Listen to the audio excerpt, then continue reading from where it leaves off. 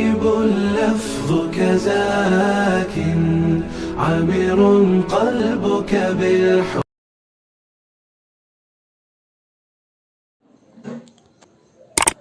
الحمد لله وحده والصلاة والسلام على من لا نبي بعده. أما بعد فأعوذ بالله من الشيطان الرجيم. بسم الله الرحمن الرحيم. إن عدة الشهور عند الله 12 شهرا في كتاب الله يوم خلق السماوات والأرض منها 4 حرم. صدق اللہ العظیم. بزرگان محترم اور برادران عزیز، السلام علیکم ورحمۃ اللہ وبرکاتہ. ہم جس مہینے سے گزر رہے ہیں وہ ماہ محرم الحرام کا مہینہ ہے، اس لیے اس مہینے کے متعلق چند باتیں آپ کے سامنے پیش کرنا چاہتا ہوں.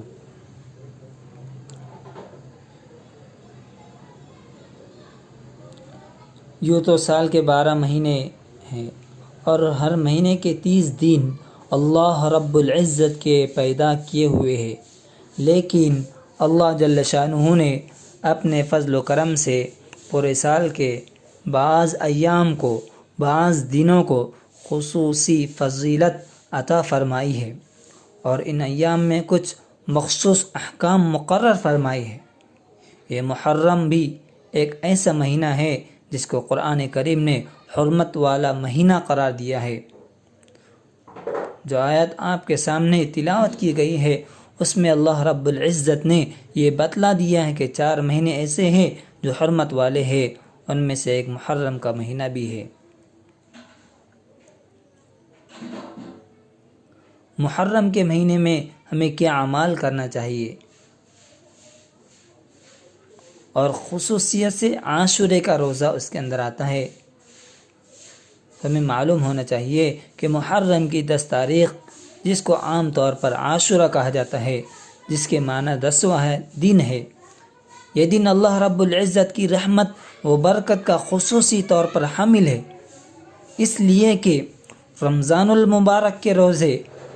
جب تلک فرض نہیں ہوئے تھے اس وقت تک عاشورے کا روزہ رکھنا مسلمانوں پر فرض قرار دیا گیا تھا. بعد میں جب رمضان المبارک کے روزے فرض ہو گئے اس وقت عاشورے کے روزے کی فرضیت منسوخ ہو گئی، لیکن حضور اقدس صلی اللہ علیہ وسلم نے عاشورے کے دن روزہ رکھنے کو سنت اور مستحب قرار دیا ہے. ایک جگہ نامدار محمد رسول اللہ صلی اللہ علیہ وسلم کا ارشاد گرامی ہے، فرماتے ہیں کہ مجھے اللہ جل شانہ کی رحمت سے قوی امید یہ ہے کہ جو شخص عاشورے کے دن روزہ رکھے گا اس کے پچھلے 1 سال کے گناہ کا کفارہ ہو جائے گا. یعنی یہ روزہ رکھنے کے سبب اس کی رحمت اور برکت سے اللہ رب العزت پچھلے 1 سال کے گناہوں کو معاف فرما دیں گے. عاشورے کے روزے کی اتنی بڑی فضیلت آپ صلی اللہ علیہ وسلم نے بیان فرمائی ہے. عاشورے کا دن ایک مقدس دن ہے. بعض لوگ یہ سمجھتے ہیں کہ عاشورے کے دن کی فضیلت کی وجہ یہ ہے کہ اس دن میں نبی کریم صلی اللہ علیہ وسلم کے مقدس نواسے حضرت حسین رضی اللہ تعالیٰ عنہ کی شہادت کا واقعہ پیش آیا. اس شہادت کے پیش آنے کی وجہ سے عاشورے کا دن مقدس اور حرمت والا بن گیا، جبکہ یہ بات صحیح نہیں ہے، اس لیے کہ خود حضور اقدس صلی اللہ علیہ وسلم کے عہد مبارک میں عاشورے کا دن مقدس دن سمجھا جاتا تھا، اور اب صلی اللہ علیہ وسلم نے اس کے بارے میں احکام بیان فرمائے تھے، اور قرآن کریم نے بھی اس کی حرمت کا اعلان فرمایا تھا. اور یہ بات یاد رکھنا چاہیے، اس لیے کہ مفتی تقی عثمانی صاحب دامت برکاتہم العالیہ نے ایک جگہ ارشاد فرمایا ہے کہ عاشورے کے دن کی فضیلت صرف حضرت اس وجہ سے نہیں ہے کہ اس دن نواسِ رسول صلی اللہ علیہ وسلم کی شہادت ہوئی، بلکہ یہ مقدس دن تو حضرت ابراہیم علیہ نبینا علیہ الصلاۃ والسلام کے دور سے چلا آ رہا ہے۔ اور حضرت نے فرمایا آگے، اس لیے کہ مشرکین مکہ اور اہل عرب کے جو مشرکین ہیں وہ اس دور سے اس مہینوں کی حرمت ان کے نزدیک ثابت تھی، مسلم تھی کہ اللہ رب العزت نے اس مہینوں کو، ان مہینوں کو، 4 مہینوں کو اللہ رب العزت نے جو ہے تو حرمت والا قرار دیا ہے، اور ان دنوں کے پاس بان رکھتے تھے اور اس دنوں کا پاس و لحاظ رکھتے تھے، اس لیے کہ صرف یہ سمجھنا یہ سراسر غلط ہے اور یہ بنیاد ہے۔ عرض یہ کرنا تھا کہ حضرت حسین رضی اللہ تعالیٰ عنہ کی شہادت کا واقعہ تو حضور صلی اللہ علیہ وسلم کی وفات کے تقریباً 60 سال کے بعد پیش آیا، لہٰذا یہ بات درست نہیں ہے کہ عاشورے کی حرمت اس واقعے کی وجہ سے ہے، بلکہ حضرت حسین رضی اللہ تعالیٰ عنہ کی شہادت کا اس روز واقع ہونا یہ حضرت حسین رضی اللہ تعالیٰ عنہ کی مزید فضیلت کی دلیل ہے۔ اس دن حضرت حسین رضی اللہ تعالیٰ عنہ کی شہادت کے لیے یہ دن اللہ رب العزت نے منتخب کیا، تو اس سے حضرت حسین رضی اللہ تعالیٰ عنہ کی شہادت میں اور 4 چاند لگ گئے، اس لیے کہ اس دن کے لیے اللہ رب العزت نے ان کی شہادت کو قبول کیا۔ اس کی مثال یوں سمجھے کہ جیسا کہ حدیث پاک میں آتا ہے کہ نکاح کو مسجد میں کرنا چاہیے، یعنی نکاح مسجد میں ہونا چاہیے، تو اب اس کا یہ مطلب نہیں ہے کہ آپ کے نکاح ہونے کی وجہ سے، نکاح مسجد میں ہونے کی وجہ سے مسجد کی فضیلت بڑھ جائیں گی، یہ بات ہرگز نہیں ہے، بلکہ مسجد ایک مقدس فضیلت اور محترم شے پہلے سے ہی ہے، محترم جگہ پہلے سے ہی ہے، اس کی اس جگہ کا مقدس ہونا یہ پہلے سے ہی ثابت ہے۔ اور مسجد میں نکاح کرنے کا جو کہا گیا ہے یہ اس لیے کہا گیا ہے کہ مسجد میں نکاح ہوگا تو مسجد کی برکت کی وجہ سے آپ کے نکاح میں اور زیادہ فضیلت بڑھ جائیں گی اور برکت اور خیر کا سبب ہوگا۔ اسی طرح یوم عاشورہ کے دن، یعنی عاشورے کے دن حضرت حسین رضی اللہ تعالیٰ عنہ کی جو شہادت اور جو دن اللہ رب العزت نے منتخب کیا، اس دن کی وجہ سے حضرت حسین رضی اللہ تعالیٰ عنہ کی شہادت میں اور مزید فضیلت بڑھ گئی۔ بہرحال یہ عاشورے کا دن ایک مقدس دن ہے۔ عزیزو، ساتھیو، اس دن کی فضیلت کی وجوہات، اس دن کے مقدس ہونے کی کیا وجہ ہے، اس چکر میں ہمیں نہیں پڑنا چاہیے، بلکہ اس کو بہتر اللہ تعالیٰ ہی جانتا ہے۔ اس دن کو اللہ تعالیٰ نے دوسرے دنوں پر کیوں فضیلت دی، کیا فضیلت دی ہے اور اس دن کا کیا مرتبہ رکھا ہے، اللہ تعالیٰ ہی بہتر جانتے ہیں۔ ہمیں تحقیق میں پڑھنے کی ضرورت نہیں ہے۔ بعض لوگوں میں یہ بات مشہور ہے، یہ بدعات و خرافات ہے، اور یہ بات مشہور کر چکے ہیں، اس لیے کہ جب کسی چیز کی کوئی اصل بنیاد نہ ہو تو بنیاد بنانا پڑتی ہے، کھوج کرنا پڑتا ہے، اور پھر لوگ یہ بات مشہور کر دیتے ہیں، اور غلط سلط کیوں نہ ہو، بے بنیاد بات، حفواس بکواس لوگوں میں مشہور ہو جاتی ہے۔ جیسا کہ بعض باتیں مشہور ہے، حضرت آدم علیہ نبینا علیہ الصلاۃ والسلام دنیا میں اترے تو وہ عاشورے کا دن تھا۔ دوسری یہ کہ جب نوح علیہ الصلاۃ والسلام کی کشتی طوفان کے بعد خشکی میں اتری تو وہ عاشورے کا دن تھا۔ حضرت ابراہیم علیہ الصلاۃ والسلام کو جب آگ میں ڈالا گیا اور اس آگ کو اللہ تعالیٰ نے ان کے لیے گلزار بنا دیا تو وہ دن بھی عاشورے کا دن تھا، اور قیامت بھی عاشورے کے دن قائم ہوں گی۔ یہ باتیں لوگوں میں مشہور ہے، جبکہ ان کی کوئی اصل اور بنیاد نہیں ہے، کوئی صحیح روایت ایسی نہیں ہے جو یہ بیان کرتی ہو کہ واقعات عاشورے کے دن پیش آئے تھے۔ ہاں، البتہ ایک جگہ ایک روایت ہے جو کہ حضرت موسیٰ علیہ نبینا علیہ الصلاۃ والسلام کے بارے میں ہے۔ حضرت موسیٰ علیہ الصلاۃ والسلام کو اللہ رب العزت نے فرعون سے نجات دلائی تھی، یعنی کہ حضرت موسیٰ علیہ الصلاۃ والسلام کو فرعون سے نجات ملی تھی۔ صرف یہ ایک روایت ہے کہ جب حضرت موسیٰ علیہ الصلاۃ والسلام اللہ رب العزت کے حکم سے، جب کہ موسیٰ علیہ الصلاۃ والسلام کا مقابلہ فرعون سے ہوا اور فرعون اور پھر حضرت موسیٰ علیہ السلام دریا کے کنارے پہنچ گئے اور پیچھے سے فرعون کا لشکر آ گیا، تو اللہ تعالیٰ نے اس وقت حضرت موسیٰ علیہ نبی علیہ السلام کو حکم دیا کہ اپنی لاٹھی دریا کے پانی پر مارے۔ اس کے نتیجے میں دریا میں 12 راستے بن گئے اور ان راستوں کے ذریعے حضرت موسیٰ علیہ نبی علیہ السلام کا لشکر دریا کے پار چلا گیا۔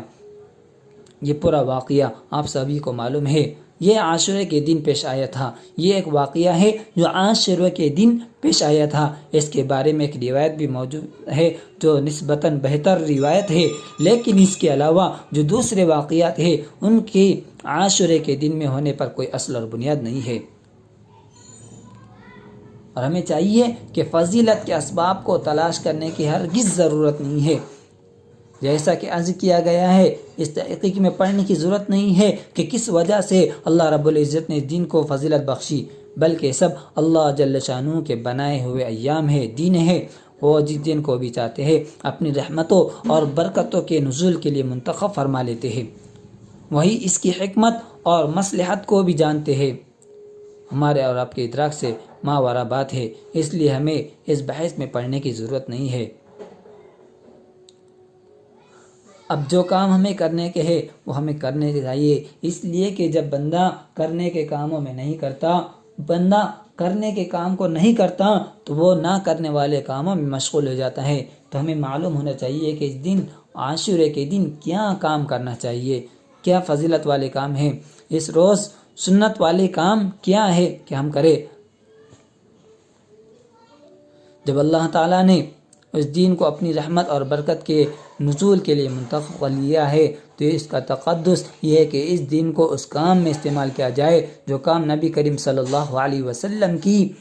سنت سے ثابت ہو۔ سنت کے طور پر اس دن کے لیے صرف ایک حکم دیا گیا ہے، اس دن روزہ رکھا جائے۔ چنانچہ ایک حدیث میں حضور اقدس صلی اللہ علیہ وسلم نے فرمایا، اس دن میں روزہ رکھنا گزشتہ 1 سال کے گناہوں کا کفارہ ہو جائے گا۔ بس یہ ایک حکم سنت ہے، اس کی کوشش کرنی چاہیے کہ اللہ تعالیٰ اس کی توفیق عطا فرمائے۔ لیکن نبی کریم صلی اللہ علیہ وسلم نے اس کے آگے ہمیں مشابہت سے بچنے کے لیے، یعنی یہودیوں کی مشابہت سے بچے، اس میں ایک مسئلہ اور بھی ہے، وہ یہ ہے کہ حضور اقدس صلی اللہ علیہ وسلم کی حیات طیبہ میں جب بھی عاشورے کا دن آتا تھا آپ صلی اللہ علیہ وسلم روزہ رکھتے تھے، لیکن وفات سے پہلے جو عاشورے کا دن آیا تھا آپ صلی اللہ علیہ وسلم نے یہ ارشاد فرمایا کہ 10 محرم کو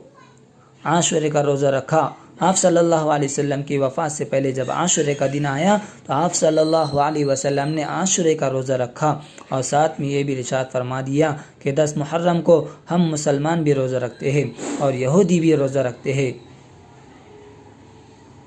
اور یہودیوں کی روزہ رکھنے کی وجہ وہی تھی کہ اس دن میں چونکہ نبی بنی اسرائیل کو اللہ تعالیٰ نے حضرت موسیٰ علیہ السلام کے ذریعے فرعون سے نجات دی تھی، اس کے شکرانے کے طور پر یہودی اس دن روزہ رکھتے تھے۔ بہرحال حضور صلی اللہ علیہ وسلم نے ارشاد فرمایا کہ ہم بھی اس دن روزہ رکھتے ہیں اور یہودی بھی اس دن روزہ رکھتے ہیں، جس کی وجہ سے ان کے ساتھ ہلکی سی مشابہت پیدا ہو جاتی ہے۔ اس لیے اگر میں آئندہ سال زندہ رہا تو صرف عاشورے کا روزہ نہیں رکھوں گا، بلکہ اس کے ساتھ ایک روزہ اور ملاؤں گا، یعنی 9 محرم اور 9 کے ساتھ 10 یا 10 یا 11 یہ روزہ رکھوں گا یہودیوں کے ساتھ، تاکہ مشابہت نہ ہو جائے۔ اس لیے کہ اور یہاں ایک بات معلوم ہونا چاہیے کہ آپ صلی اللہ علیہ وسلم نے ایک ہلکی سی مشابہت سے بھی بچنے کے لیے تلقین فرمائی، اور معلوم ہونا چاہیے کہ یہاں مشابہت نیک کاموں میں کی جا رہی تھی، یہاں مشابہت عبادت کے کام میں ہو رہی تھی، لیکن آقا صلی اللہ علیہ وسلم نے اس کو بھی گوارا نہ کیا اور تلقین فرما دی کہ اب جب روزہ رکھا جائے تو اس کے ساتھ 9 تاریخ یہ 9-10 کو رکھا جائے، یہ 10-11 کو رکھا جائے، یہ 2 دن ملانے کا حکم اور تلقین فرما دی۔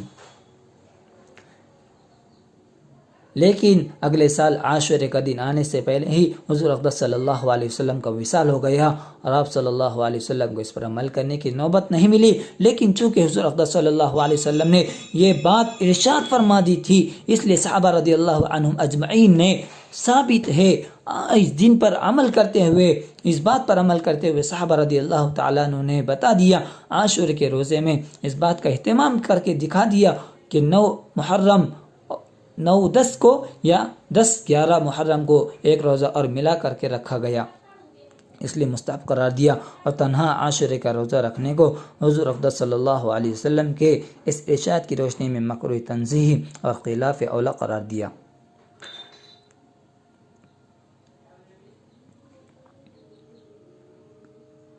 سامعین نظام، یہ حکم اس لیے دیا گیا، اب اگر کوئی شخص صرف عاشورے کے دن ہی روزہ رکھے تو اس پر کوئی گناہ نہیں ہوگا، لیکن یہ ہے کہ وہ اس عمل کو مکروہ تنزیہی نہ سمجھے۔ ان باتوں پر اللہ رب العزت، وقت ہو رہا ہے، اللہ رب العزت ہمیں ان سب باتوں پر عمل کرنے کی توفیق عطا فرمائے۔ آخر دعوانا ان الحمد للہ رب